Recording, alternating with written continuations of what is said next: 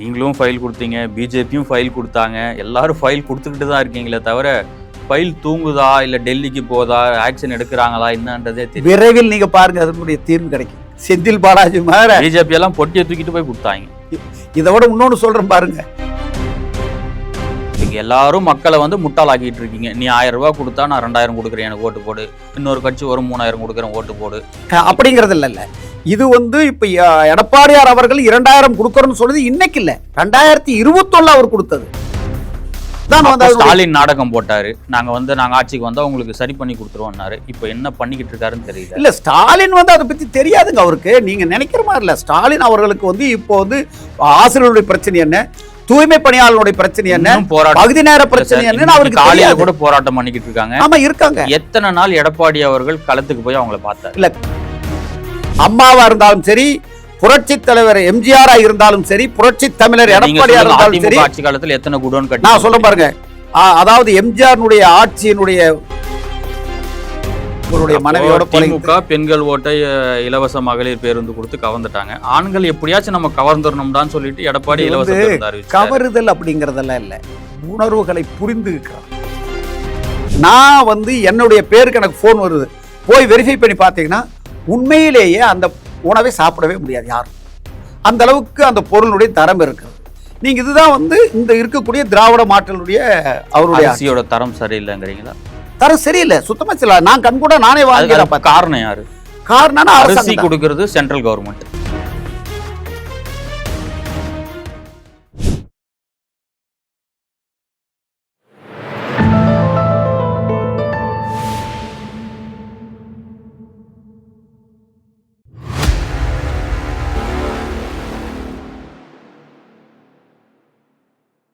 தாமரை TV நேயர்களுக்கு வணக்கம். இன்றைய நேர்காணலில் நம்முடன் இணைந்திருக்கும் சிறப்பு விருந்தினர் அதிமுகவை சார்ந்த உச்சநீதிமன்ற வழக்கறிஞர் திரு VN சுப்பிரமணியம் அவர்கள். சார் வணக்கம். வணக்கம் மிஸ்டர் விக்னேஷ். பிரதமர் நரேந்திர மோடி அவர்கள் NDA கூட்டணி இன்னைக்கு செங்கல்பட்டில் மதுராந்தகம் பிரம்மாண்டமான பொதுக்கூட்டம் நடைபெற்று முடிஞ்சிருக்கு. நீங்கள் எப்படி சார் பார்க்குறீங்க? வெற்றி வாய்ப்பு 26 எப்படி இருக்கும்? வெற்றி வாய்ப்பு மோடி அவர்கள் இன்னைக்கு தமிழகத்திற்கு வருகை, அது இல்லாமல் EPS அவர்களுடைய இருவரும் இணையும் தலைமையிலான கூட்டணியில் இருக்கிற போதே அதுவே மிகப்பெரிய வெற்றி வாய்ப்புக்கு அச்சாரமாக தெரிகிறது. மக்களே அதை ரொம்ப செலிப்ரேட் பண்ணுற அளவில் இருக்காங்க. நல்ல கூட்டணி அமைஞ்சிருச்சு அப்படிங்கிற ஒரு உணர்வோடு மக்கள் பார்க்குறேன். நான் எல்லா இடத்துலையுமே பார்க்குறேன். இல்லை ADMK கூட்டணி மிகப்பெரிய NDA கூட்டணி வெற்றி பெற்றுவிடும் அப்படிங்கிற ஒரு அந்த வைப்பு மக்கள் மத்தியில் இப்போ நல்லாவே கிரியேட் ஆயிடுச்சு. ஆனால் நீங்கள் தலைவர்கள் மட்டும்தான் இப்படி பேசுகிறீங்க, மக்கள் வரவேற்கிறாங்க. ஆனால் நீங்கள் மக்கள் சார்ந்த பிரச்சனைகளுக்கு என்ன குரல் கொடுத்துருக்கீங்க? மக்களுக்கு இதெல்லாம் வரவேற்பு கொடுப்பாங்களா உங்களுக்கு தேர்தலில்? இல்லை, கண்டிப்பாக ஒரு விஷயம் நாம் திமுகனுடைய எதிர்ப்பு அப்படிங்கிறத விட திமுகவினுடைய செயல்பாடுகள், அதாவது எக்ஸிக்யூஷன் எப்படின்னா வெரி புவர் அப்படிங்கிறது மக்களுக்கு தெளிவாக தெரியுது. அது ரொம்ப ரொம்ப நோட் பண்ண வேண்டியது. அதாவது நாம் எல்லாரும் என்ன நினைக்கிறோம் அப்படின்னா, MK ஸ்டாலின் அப்படிங்கிற திமுக அரசை வீழ்த்துவது அப்படிங்கிற ஒரு கான்செப்ட் நம்ம எல்லாருமே எடுத்து பேசிட்டு இருக்கிறோம். தலைவர்கள் மத்தியில், வேட்பாளர்களாக வரக்கூடியவர்கள் எல்லாருமே பேசுகிறோம், பேச்சாளர்கள் எல்லாருமே பேசுகிறோம். ஆனால் நான் என்ன உணர்றேன் அப்படின்னு சொன்னால், மக்கள் மாற்று அணி வேணும் அப்படின்னு நினச்சோம்னா இந்த NDA கூட்டணி இந்த தர வந்தாகணும் அப்படிங்கிறதுல அவங்க தெளிவாக இருக்கிறாங்க. வெற்றி அடையும். ஏன்னா கிராமத்தில் எல்லாம் பேசிக்கிறான். அவன் ஒரு விஷயங்களுமே அவையில் எக்ஸிக்யூஷன் கிடையாது. எல்லா இடத்துலையுமே டிலே அண்ட் டாக்டிக்ஸ் தான். எல்லாமே வீண் வாய் சவடா அப்படின்னு சொல்லுவோம் தெரியும் நம்ம ஊரில். அது மாதிரி வீண் வார்த்தைகள், நிறைய விளம்பரங்கள் வருது. நம்ம கூட உங்களுக்கு தெரியும், எடப்பாடியார் அவர்கள் இங்கே விளம்பர மாடல் அரசுன்னு சொல்லுவார். ஆனால் உண்மையிலுமே மக்களுக்கு அது பதிஞ்சு போச்சுன்னு நினைக்கிறேன். நிறைய பேசுகிறீங்கப்பா, நீங்களே செய்ய மாட்டேங்கிறீங்க அப்படின்னு சொல்லி மக்களே திராவிட முன்னேற்ற கழகத்தை சார்ந்த மக்களை பார்த்து பேசுறது நான் கண்கூடாகவே நான் பார்த்துருக்கிறேன். விளம்பரம் செய்கிறாங்க, எந்த ஒரு செயல்பாடுகளும் கிடையாதுன்னு சொல்கிறீங்க. அது மக்கள்கிட்ட நீங்கள் எப்படி கடத்திருக்கீங்க? இல்லை, மக்கள்கிட்ட எப்படி எடுத்துகிட்டு போயிருக்கோம்? உண்மையாலுமே சோசியல் மீடியா மூலியமாகவும், அதே மாதிரி ஒவ்வொரு மீட்டிங் நடந்திருக்குது. எல்லா ஊர்லேயும் மக்களை காப்பு. நான் உதாரணத்துக்கு சொல்கிறேன். ஒரு ஹோட்டலில் நான் சாப்பிட்டுட்டு இருந்தேன் நேற்றைய முன்தினம். அங்கே ஒர்க் பண்ணுற சர்வர்கிட்ட கேட்டேன், யாருக்குமா ஓட்டு போடுவீங்கன்னு கேட்டேன். இல்லை, இந்த முறை நான் திமுகவுக்கு தான் போடுவேங்கிறேன். ஏன்னு கேட்டாக்க எனக்கு மாதம் 1000 கொடுக்குறாங்க. அதாவது இந்த 1000 ரூபாய் அப்படிங்கிற இம்பேக்ட் வந்து உண்மையிலேயே வந்து மக்கள் 1000 ரூபாய் எனக்கு வருது அப்படிங்கிற ஒரு சிலர், அதாவது அது இல்லைன்னு சொல்ல முடியாது. நான் வந்து ஒரு டிபேட் அப்படிங்கிறதுக்காக உங்களோட நான் டிஸ்கஸ் பண்ண இல்லைன்னு சொல்றேன். ஆனா திமுக எதுவும் செய்யலைன்னா நம்ம கடந்து போயிட முடியாது இல்லையே. 2000 ரூபாய் அப்படிங்கிறது வந்து 2021லயே அனைத்து இந்திய அண்ணா திராவிட முன்னேற்ற கழகங்களுடைய தேர்தல் அறிக்கை. அந்த தேர்தல் அறிக்கை சம்பந்தமாக இப்ப 2000 ரூபாய் அப்படிங்கிறது வந்து கிராமங்கள் தோறும் வந்து இப்ப சிட்டிக்குள்ள இருக்கிறவங்க வந்து எந்த அளவுக்கு வந்து பாக்குறாங்கன்னு எனக்கு தெரியல. இங்க எல்லாரும் மக்களை வந்து முட்டாளாக்கிட்டு இருக்கீங்க. நீ 1000 ரூபாய் கொடுத்தா நான் 2000 கொடுக்குறேன், எனக்கு ஓட்டு போடு. இன்னொரு கட்சி ஒரு 3000 கொடுக்குறேன், ஓட்டு போடு. அப்படிங்கிறது இல்ல. இது வந்து இப்ப எடப்பாடியார் அவர்கள் 2000 கொடுக்கறன்னு சொல்றது இன்னைக்கு இல்ல, 2021 அவர் கொடுத்தது. ஆனா அவங்க என்ன சொன்னாங்கன்னா 1000 ரூபாய் கொடுக்குறேன் அப்படின்னு சொன்னது கூட ஒரு கிரேடு வச்சிருந்தாங்க, ஏ கிரேடு, இந்த மாதிரி இருக்கிறவங்களுக்கு தான் நான் கொடுக்குறேன்னு சொல்லி செலக்ட் பண்ணாங்க. அதற்கு பின்னு பல முறை அவர்கள் எடப்பாடியார் அவர்கள் ஹெவி ப்ரெஷர் கொடுத்தார். பல இடங்களில் சட்டசபையிலும் வெளியிடத்திலும் ப்ரெஷர் கொடுத்தோன்னே தான் மற்றவங்களுக்கு கூட. ஆனால் இன்னைக்கு வரல அவங்களுக்கு எல்லாத்துக்கும் போய் சேரல. இன்னும் பார்த்தீங்கன்னா கிட்டத்தட்ட இன்னும் ஒரு 48,000 50,000 ரூபாய் அவங்க கொடுக்க வேண்டிய இடத்துல இருக்கிறாங்க. நிறைய பேருக்கு கொடுக்கவே இல்லை. அதையெல்லாம் யாரும் மக்கள் போராடியோ அல்லது கேட்கக்கூடிய, ஆனால் மக்கள் போராடணுங்கன்னா கொடுத்துத்தானே ஆகணும். என்னன்னா அவங்கள வழி நடத்தணும் அப்படிங்கிற இடத்துல இப்போ வந்து மக்கள் வந்து எல்லாருமே கேட்கறதுக்கு ஆரம்பிச்சாங்க, எங்களுக்கு இந்த பழைய பணத்தை கொடுக்கலாமே, ஏன் நீ கொடுக்கல அப்படிங்கிற அளவில் மக்கள் மனசில் வந்துருச்சு. இது வந்து சிட்டிக்குள்ளார வந்து எந்த அளவுக்கு வந்து ஹோட்டலில் வந்து சாப்பிட்ற இடத்துல ஒரு சர்வர் அப்படிங்கிறவர் வந்து உண்மையாலுமே ஒரு இல்லை சார், 2 திராவிட கட்சிகளும் ஆண்டு கணக்கில் ஆண்டு இருக்கீங்க, 50 ஆண்டு காலமாக நீங்கள் தான் இருக்கீங்க. இன்னமும் மக்கள் வந்து அந்த 1000 ரூபாய் 2000 ரூபாய்க்கு கையேந்திர நிலைமையில தான் இருக்காங்க. அந்த லெவல்ல தான் நீங்க ஆட்சி செஞ்சு வச்சிருக்கீங்க. இல்ல அந்த மாதிரி நீங்க கேட்கறது வந்து, நீங்க கேட்கற கேள்வி என்னமா, திராவிட முன்னேற்ற கழகத்தை வந்து அல்லதோ அனைத்து இந்த அண்ணா திராவிட முன்னேற்ற கழகமோ இதுவரையிலும் வந்து ஒரு செயல்படாத மாதிரி ஒரு கேள்வி நீங்க கேட்கறீங்க. நம்மளுடைய அரசு 1000 ரூபாய் நீங்க கொடுக்குறீங்கன்னாக்க அவங்க பொருளாதார ரீதியா உயர்த்திருக்கீங்க, நீங்க தான் கிளைம் பண்றீங்க. ஆமா, கண்டிப்பா நாங்க பொருளாதார பாத்தீங்கன்னா அனைத்து இந்த அண்ணா திராவிட முன்னேற்ற கழக ஆட்சியில் இல்ல அண்ணா திராவிட முன்னேற்ற கழக ஆட்சியில பாத்தீங்கன்னா பல தொழில் துறைகளை வந்து எந்த அளவுக்கு டெவலப்பா இருந்து எங்களால வந்து நிறைய அறிக்கைகள் மூலமா கொடுத்துருக்கோம். இப்போது அதை பத்தி பேசிட்டு இருக்கோம். ஆனா திராவிட முன்னேற்ற கழகத்துல கிராம பொருளாதாரம் எந்த இடத்துல இருக்குது, அந்த கிராம தற்சார்பு பொருளாதாரம் ஏதாச்சும் டெவலப் ஆயிருக்குதா, எம்எஸ்எம்இ மூலியமா பல லட்சக்கணக்கு இப்ப பாத்தீங்கன்னா கவர்னரோட இதில் கூட சொல்லி எம்எஸ்எம்இ மூலியமா எதுவுமே பண்ணல. ஆனா அதுவே நீங்க எங்களுடைய டேட்டா எடப்பாடியாருடைய 4.5 ஆண்டு கால ஆட்சியில பாத்தீங்கன்னா எடுத்து பாத்தீங்கன்னா தொழில்துறை, விவசாயத்துறை, இன்னும் விவசாயிகளுக்கு உண்டான அனைத்து விதமான நடவடிக்கைகள் எடுத்திருக்கிறோம். அதனாலதான் மக்கள் என்னன்னா இப்போ எடப்பாடியாரை பார்த்தீங்கன்னா வந்து மக்கள் வில்லேஜ் அளவுலையும் சரி கிராமப்புற போன இடத்துல எல்லாம் வந்து மிகப்பெரிய வரவேற்பு இருக்குது. இப்போ நான் வந்து ஒரு உச்சநீதிமன்ற வழக்கறிஞர், கிராமப்புறம் பூரா சுற்றி பார்த்துருக்கேன். என்னுடைய தொகுதி மட்டும் இல்லாமல் பல தொகுதிகளை நான் விசிட் பண்ணியிருக்கேன். உண்மையாலுமே வந்து மிகப்பெரிய இம்பாக்ட் இருக்குது. அதில் எந்த விதமான மாற்றம். நீங்கள் ஒரு கேள்வி கேட்குறீங்க, நீங்கள் இன்னும் மக்களுக்கு வந்து பிச்சை போடுற மாதிரி நினச்சிட்டு 1000 2000 கொடுத்துட்டு இருக்கிறீங்க மக்களை வந்து. இல்லை இது பிச்சைன்ற வார்த்தையை நான் பயன்படுத்தல. இல்லை அதாவது எப்படின்னா இப்போ அப்படித்தானே நீங்கள், அதாவது என்ன நீங்கள் வந்து மக்களை வந்து கையேந்தும் நிலையில் வச்சுட்டு இருக்கிறீங்கன்னா அப்படின்னு என்ன அர்த்தம்? இப்போ கையேந்தும் நிலையில் நீங்கள் கையேந்திட்டு நிற்கிறீங்க அப்படின்னா what is the meaning of that? பிச்சை போடுற போது ஒருத்தன் போடுற போது கையேந்தி தான் ஆகணும். அது மாதிரி திண்ணீர் கொடுத்தா கூட கையேந்த அது மாதிரி. ஆனால் என்னை பொறுத்தளவில் இது வந்து மக்களுக்கு வந்து நிறைய பேர்த்துக்கு வந்து வாழ்வாதாரம் இன்னும் சரியாக முறையில் வந்து இன்னும் ரீச் ஆகாத இருக்குது. ஏன்னா நம்முடைய மக்கள் தொகையினுடைய அடிப்படையில் பார்த்தோம் இருக்குது. அவங்களை எல்லாம் வந்து அடுத்த கட்டத்துக்கு கொண்டுட்டு போகிறது யாரோட இந்த 5 வருஷத்துல எதுவுமே நடக்கல. இல்லை நீங்கள் மாதம் 2000 நீங்கள் அறிவிக்கிறீங்க இல்லையா? ஆமாம்.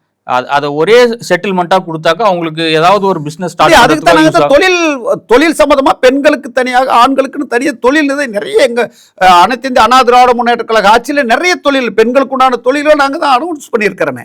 அந்த தொழில்களை எங்களால் அறுதிட்டு சொல்ல முடியும். இன்னும் சொல்ல பார்த்தீங்கன்னா கிராமத்தில் இருக்கிறவங்களுக்கு வந்து இப்போ பார்த்தீங்கன்னா 25,000 நாங்கள் வந்து 5 லட்சம் வருஷத்துக்கு வந்து 5 லட்சம் பேருக்கு ஸ்கூட்டர் கொடுக்குறோங்க. அவனெல்லாம் வந்து எப்படின்னா வேலைக்கு போகிறதுக்காக கிராமப்புறத்திலிருந்து நகரத்தை நோக்கி போய் நகரத்தில் போய் ஒரு பயங்கரமாக நெரிச்சல் ஏற்படுற ஒரு ஸ்கூட்டி இருந்தால் ஒரு பெண்கள் வந்து போயிட்டு வந்துடுவாங்க. இது மாதிரி பெண்கள் தனிப்பட்ட முறையில் முன்னேறணுங்கிறதுக்காக நாங்கள் அந்த ஸ்கீம் இதுவரை யாராவது பண்ணியிருக்காங்களே? இல்லையே. இதே வந்து அவங்க வந்து பார்த்தீங்கன்னா பொங்கல் பரிசுன்னு இன்னைக்கு இல்லை, காலங்காலமாக கொடுத்துட்டு வந்துட்டு இருக்கிறாங்க. பொங்கல் அப்படின்னு கொடுக்குறாங்க. பார்த்தீங்கன்னா நாங்கள் என்ன சொன்னால் 5000 ரூபாய் கொடு அப்படின்னு இப்போ இல்லை, முதலிருந்து நாங்கள் ப்ரெஷர் கொடுத்துட்ருக்குறோம். 3000 ருபீஸை கொடுத்துருக்குறாங்க. அந்த கரும்பு இந்த பொங்கல் தொகுப்பை போய் நான் வந்து என்னுடைய பேருக்கு எனக்கு ஃபோன் வருது, போய் வெரிஃபை பண்ணி பார்த்தீங்கன்னா உண்மையிலேயே அந்த உணவை சாப்பிடவே முடியாது யாரும்.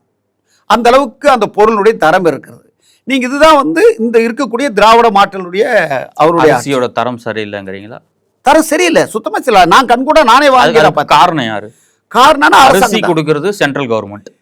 அரிசி கொடுக்கறது மத்திய அரசிலிருந்து அரிசி வருது அப்படின்னு சொன்னால் இங்கே வந்து பாதுகாப்பு பெட்டங்கள் சரியாக அமைச்சிருக்கணும். பார்த்தீங்கன்னா நீங்கள் டெல்டா மாவட்டத்தில் மழை பெஞ்சது, அந்த மழை பெஞ்ச இடத்துல அதை அவன் எவ்வளோ கஷ்டப்பட்டு அந்த விவசாய விளை வச்சுருப்பான். அதெல்லாம் வந்து பயிரெல்லாம் முளைச்சிருச்சு அப்படின்னு சொன்னால், ஈரப்பதத்தினால முளைச்சிருச்சு மழை பெஞ்சு அப்படின்னு சொன்னால் அந்த விவசாயினுடைய மனசு எவ்வளோ வேதனைப்படும். அவன் வந்து அந்த பணத்தை அதை வைத்து தான் அவன் குடும்பமே நடத்தணும்.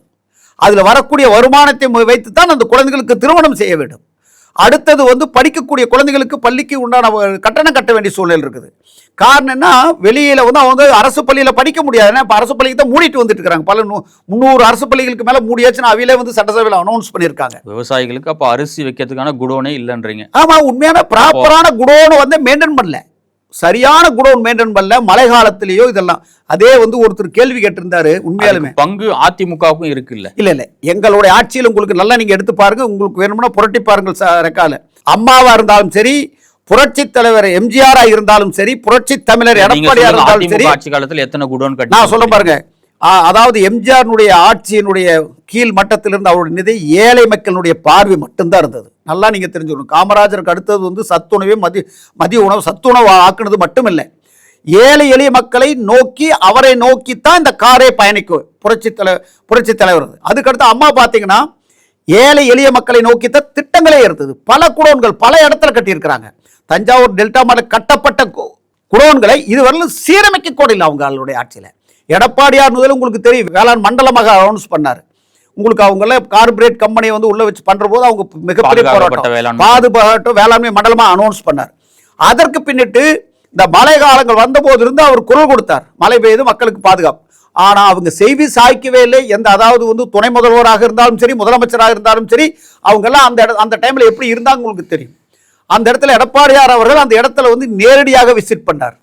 ஆனா இவங்கெல்லாம் என்ன போட்டாங்க, கான்கிரீட்னுடைய ரோடு போட்டு அதுல நடந்து போராட்டம். அதனால அவங்களுக்கெல்லாம் விவசாயிகளை பத்தி கவலையே கிடையாது, துளியோட கவலைப்பட மாட்டாங்க.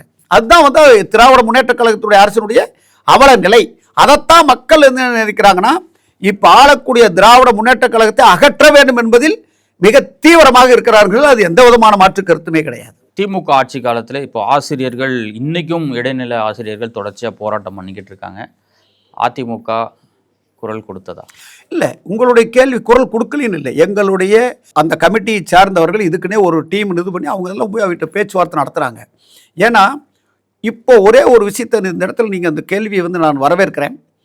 குரல் கொடுக்கறது அப்படிங்கிறத விட அவர்களுக்கு வந்து பிரச்சனையை வந்து உதவி செய்வது என்பது அப்படிங்கிறத விட எடப்பாடியார் வந்து பிரச்சனையை தீர்த்து வைக்கும் நபராகத்தான் இந்த இடத்துல இருக்கிறார். 2 ஆட்சி காலத்திலே அவங்க இன்னும் போராடிக்கிட்டு தான் போராடிட்டு இருக்க போது எங்களுடைய ஆட்சி காலத்தில் அனைத்து இந்திய அண்ணா திராவிட முன்னேற்ற கழக ஆட்சி காலத்தில் அவர்கள் உடனடியாக கூப்பிட்டு அவங்களை வந்து உட்கார வைத்து பேசி, எனக்கு தெரியும் அப்போ வந்து செங்கோட்டையன் அவர்கள் தான் வந்து ஸ்டாலின் நாடகம் போட்டாரு. நாங்க ஆட்சிக்கு வந்தா உங்களுக்கு சரி பண்ணி கொடுத்துருவோம்னாரு. இப்போ என்ன பண்ணிக்கிட்டு இருக்காருன்னு தெரியல. இல்ல ஸ்டாலின் வந்து அதை பத்தி தெரியாதுங்க அவருக்கு. நீங்க நினைக்கிற மாதிரி இல்ல. ஸ்டாலின் அவர்களுக்கு வந்து இப்போ வந்து ஆசிரியருடைய பிரச்சனை என்ன, தூய்மை பணியாளர்களுடைய பிரச்சனை என்ன, பகுதி நேர பிரச்சனை என்ன அவருக்கு காலையில கூட போராட்டம் பண்ணிக்கிட்டு இருக்காங்க. ஆமா இருக்காங்க. எத்தனை நாள் எடப்பாடி அவர்கள் களத்துக்கு போய் அவங்கள பார்த்தாரு? இல்ல களத்துக்கு போறது அப்படிங்கறதோடைய எடப்பாடியார் சார்பு எல்லா இடத்துக்குமே ஒரு விஷயம் சொல்றேன். அவர் வந்து அதாவது வந்து தென் மாவட்டங்களையோ வட மாவட்டங்களையோ அவர் வந்து பயணத்திலையும் கூட்டணி சம்மதமாகவும் நிறைய விஷயங்களை அவர் போயிட்டு இருக்கிறனால அதை சார்ந்த மூத்த அமைச்சர்கள் மற்றவர்களும் அவரோட பேச்சுவார்த்தை அவங்களோட பேசியிருக்காங்க. பட் ஏன்னா நிச்சயமா சொல்றேன், அனைத்து இந்திய அண்ணா திராவிட முன்னேற்ற கழகத்தினுடைய ஆட்சி பொறுப்பேற்றுடன் அவர்களுடைய பிரச்சனைகளை தீர்த்து வைப்பவராக இருப்பார். உதவி செய்பவராக கண்டிப்பாக இருக்கவே மாட்டார். உதவி செய்வது என்பது அவனுக்கு பசிக்கின்ற பொழுது உணவு போட்டோன்னே அவனுக்கு பசியாடி போயிடுவான். ஆனா பிரச்சனையை தீர்த்து வைப்பவர் அப்படிங்கிற இடத்துல என்னன்னா இருக்கக்கூடிய அழகா யோசனை பண்ணி அந்த பிரச்சனை எப்படி நீட்டுக்கு வந்து அழகா வந்து பண்ணி கொடுத்தாரோ அது மாதிரி நிச்சயமாக ஆசிரியர்கள் பிரச்சனையும் தீர்க்கப்படும், விவசாயிகளுடைய பிரச்சனையும் தீர்க்கப்படும். கண்டிப்பா பண்ணி கொடுப்பார். அதுல எந்த விதமான மாற்றமே கிடையாது. அது வந்து மிகப்பெரிய முன்னுரிமையை வழங்கக்கூடிய இடத்துல அவர் இருக்கார். அதுல எனக்கு அது பற்றி பர்சனலாகவே எனக்கு தெரியும். பேசிக்கொண்டிருப்போர் மூத்த அமைச்சர்கள் பேசுகிற போது கூட நான் கூட காதுபட்டேன். அதற்கு முக்கியத்துவம் கொடுக்க வேண்டும் என்பதை அவர்கள் வந்து ஆழமாக தன்னுடைய மனதில் வந்து வச்சிருக்கிறார். சம்மதமாக வந்து அதுக்குன்னு தனியாக ஒரு கமிட்டி ஃபார்ம் பண்ணி அதை வந்து வாட்ச் பண்ணிட்டு இருக்காங்க. ஆண்களுக்கும் இலவச பேருந்து கண்டிப்பா அதில் என்ன தவறு இருக்கு? அதாவது ஒரே ஒரு விஷயத்தை சொல்றேன், நீங்க ஒரு டோல்கேட்டில் இருக்கு, டோல்கேட்டில் வந்து எல்லாரும் பணம் கொடுத்து போகணும். இன்னைக்கு வரல நான் வந்து ஆளுங்கட்சியை சார்ந்தவன் அப்படின்னு சொல்லிட்டு நான் இந்த அதிகாரியா இருக்கிறவன் அப்படின்னு சொல்லிட்டு எத்தனை பேர் பணம் கொடுக்காத அந்த ஒரு டோல்கேட்டுங்கிறது அரசனுடைய நிர்வாகத்துக்காக இருக்கக்கூடியது. இதே வெளிநாட்டில் வந்து உங்களுக்கு ஒரு தெரியும், ஒரு முறை வந்து டோல்கேட் வந்து சிக்னல் வந்து கட் ஆயிருது, அது வந்து ஒர்க் பண்ணல, இருந்தால் என்ன பண்ணுறோம், உடனே ஓப்பன் பண்ணி விட்டுறான். அனைத்து நபர்களும் அந்த அன்னைக்கு யூஸ் பண்ணிடுறாங்க. அதுக்கு பின்னாடி சீரமைக்கப்பட்டது. உடனே ஒரே ஒரு நபர் என்ன பண்ணுறான், நான் அந்த டைமில் போன அமௌண்ட் என்ன அப்படின்னு சொல்லிட்டு தன்னுடைய பணம், அவனுக்கு வந்து எந்த நோட்டீஸுமே வரல, அவனே அந்த பணத்தை செலுத்துகிறான். உடனடியே என்னாச்சு தெரியுமா, அந்த நாட்டினுடைய அனைத்து மக்களுமே அந்த டோல்கேட் அந்த அன்னைக்கு யூஸ் பண்ண டோல்கேட்டுக்கு உண்டான பணத்தை பே பண்ணாங்க. ஆனால் என்னை பொறுத்தளவுக்கு ஏழை எளிய மக்கள் அப்படிங்கிற அந்த வாழ்வாதாரம் அப்படிங்கிறது வந்து கண்டிப்பாக நீங்கள் சொன்னீங்க, அது வந்து எல்லாத்துக்கும் கொடுக்கணும் அப்படின்னா பெண்கள் மட்டும் இல்லை ஆண்களுக்கும் கொடுக்கணும் அப்படின்னு ஏன் சொல்கிறேன்னா, ஆண்களும் வந்து சிரமத்தில் இருக்காங்களே, ஒரு குடும்பத்தை நடத்துறது வந்து பெண்கள் மட்டும் இல்லை, அதைத்தான் உணர்ந்தார் அவர் வந்து. ஏன்னா கிராமத்தை சார்ந்தவர். ஆண்கள் வந்து ஒரு குழந்தைய வந்து சொல்லிடுவா, சமையல் செய்யணும், எனக்கு அந்த பொருள் வேணும் இந்த பொருள் வேணும் ஒரு மனைவி சொல்லிடுவா. ஆனால் அந்த ஆண் வந்து படக்கூடிய கஷ்டம், ஒரு 100 ரூபாய்க்கு மற்றவங்கள்ட்ட போய் நின்று எனக்கு ஒரு 100 ரூபா கொடுங்க அப்படின்னு கடனை வாங்கிட்டு வந்து ஏதோ அந்த குடும்பத்தை நடத்துறதுக்கு சிரமப்படுவாங்க. இப்போ அவர் கொடுக்கக்கூடிய அந்த பேருந்து கட்டணம்னு இருக்குல்ல, பெரிய வரப்பிரசாதம் தானே. ஒரு தாசில்தார் ஆஃபீஸுக்கு போவான், ஒரு குழந்தைய ஸ்கூலுக்கு பார்க்கறதுக்கு போவான், அந்த இடத்துல எப்படி இருக்கும், காதலியோடு எல்லாம் இலவசமா போங்கன்றாரு யாரு, ராஜேந்திர பாலாஜி. ராஜேந்திர பாலாஜி வந்து ஒரு விஷயம் சொல்ற பாருங்க, மீடியானுடைய ஒரு டெக்காரம்னு ஒன்று இருக்குது ரைட்டா, பேசுவதற்கு அப்படின்னா, அதாவது காதலியோடு போங்க அப்படின்னு சொன்னால் இந்த காலத்தில் வந்து இளைஞர்கள் இருக்கத்தான் செய்கிறாங்க. இளைஞர்கள் காதலன் காதலி போத்தானே செய்வாங்க, பெண்கள் ஆண்கள் இருக்க, அவங்கள வந்து சொல்கிறாரு. அதுக்காக வந்து காதலர்களே இல்லையா அங்கே நாட்டில், இருக்கத்தானே செய்வாங்க, விருப்பப்பட்டவர், யாரையும் வற்புறுத்தினது இல்லையே, வற்புறுத்தி ஒரு பொண்ணை கூட்டிகிட்டு போகிறதில்ல. காதல் என்பது இருக்கிறது, அந்த காதலிக்கக்கூடியவர்கள் நீங்களும் சந்தோஷமாக போங்க அப்படிங்கிற மாதிரி தான் சொல்லியிருப்பார் வழியே. அதையெல்லாம் இது ஒரு பெரிய விஷயமே எடுத்துக்க வேண்டியதில்லை. இது ஒரு நாட்டினுடைய பொருளாதார வளர்ச்சிக்கு முன்னேற்றத்துக்கும் இது ஒரு பெரிய தீர்வு கிடையாது. இல்லை, பெண்களுக்கு இலவச பேருந்துனாக்கா அவங்க வேலைக்கு போகிறாங்க, குடும்ப சுமையை சுமக்க வேண்டியதாக இருக்குது. காதலர்கள் என்னத்தை சுமக்கிறாங்க, காதல்கள் சுமக்கிறது இல்லை, ஒரு இடத்துல இருந்து இன்னொரு இடத்துக்கு போனீங்களே உங்களுடைய மனைவியோட. திமுக பெண்கள் ஓட்டை இலவச மகளிர் பேருந்து கொடுத்து கவர்ந்துட்டாங்க. ஆண்கள் எப்படியாச்சும் நம்ம கவர்ந்துடணும்டான்னு சொல்லிட்டு எடப்பாடி இலவச பேருந்து அறிவிச்சாரு. கவருதல் அப்படிங்கிறதெல்லாம் இல்லை, உணர்வுகளை புரிந்துக்கிறது. நல்லா தெரிஞ்சுக்கணும், இந்த இடத்துல இந்த கவருதல் அப்படிங்கிறதுல புரிதல் அப்படிங்கிறத இந்த இடத்துல அந்த வார்த்தையை சொல்லியிருக்க மாட்டாரு ராஜேந்திர பாலாஜி, காதலியோடு இலவசமா போங்கன்றார். அதாவது அவர் ஏதோ மற்றவங்க கேட்குற போது ஏதோ சொல்லியிருப்பார், வாய் தவறி ஏதோ சொல்லியிருக்கலாம். என்னை பொறுத்தளவுக்கு இலவசம் அது தவறுன்னு ஒத்துக்கிறீங்களா? நான் தவறு, அது கண்டிப்பாக அது வந்து கண்டிப்பாக அவர் எந்த நோக்கத்தில் சொன்னார்னு தெரியல. அது எந்த இடத்துல நோக்கம் என்னவா இருக்கட்டும், சூழ்நிலை. அதாவது வந்து ஒரு விஷயம் என்னன்னா, மீடியா அப்படிங்கிறது வந்து இன்னைக்கு வந்து உற்று நோக்கப்படக்கூடிய விஷயம். மக்களை, அதாவது வந்து 4th பில்லர் அப்படின்னு சொன்ன இன்னைக்கு மீடியா வந்துருச்சு. அதுதான் இன்னைக்கு வந்து பத்திரிக்கை அப்படிங்கிறது வந்து ஒரு 4th பில்லர் அப்படிங்கிறது உங்களுக்கு எல்லாம் தெரியும். அந்த 4th பில்லரில் வந்து இன்னைக்கு நிறைய வந்து மிஸ்யூசிங் தட், உங்களுக்கு தெரியும், ஃபேக் நியூஸ் கூட போடுறாங்க. அப்போது ஏதோ அந்த இருந்த சூழ்நிலை எப்படி இருந்ததோ அந்த சூழ்நிலைக்கு தகுந்த மாதிரி ஏதாச்சும் பேசியிருப்பாங்க, அப்போ சொல்லியிருக்கலாம். அதை நீங்கள் கேட்ச் பண்ணி போட்டீங்க, அது வேற. ஆனால் என்னை பொறுத்தளவுக்கு உணர்வுகளை புரிந்து கொடுக்கப்பட்டது தான் இந்த எடப்பாடியார் வந்து ஆண்களுக்கும் இலவசம் அப்படிங்கிறது வந்து ஓட்டு அப்படிங்கிற எண்ணமே கிடையாது.